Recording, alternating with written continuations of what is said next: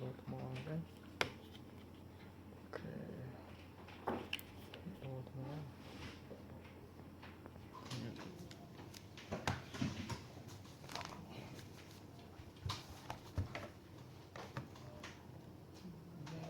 Đặt đây được dễ chưa mà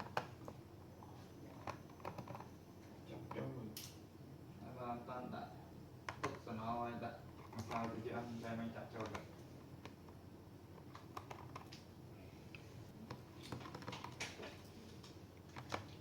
đặt trong đặt tức lên sân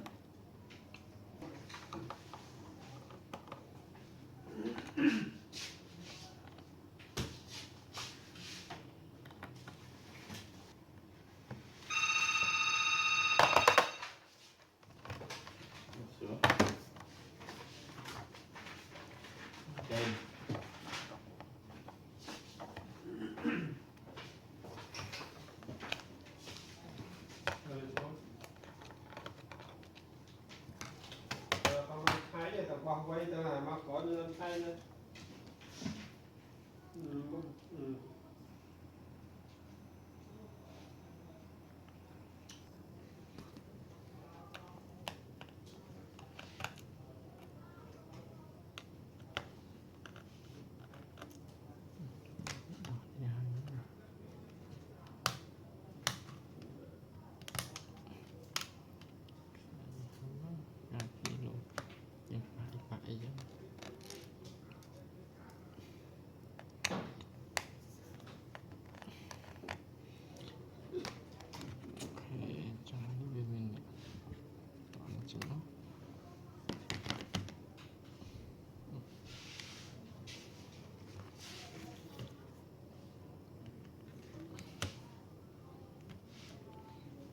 Xe của dặn mình này bọc cái xính cái máu cái miếng xính cái miếng con tập về copy nó dặn miếng này đặt chỗ này.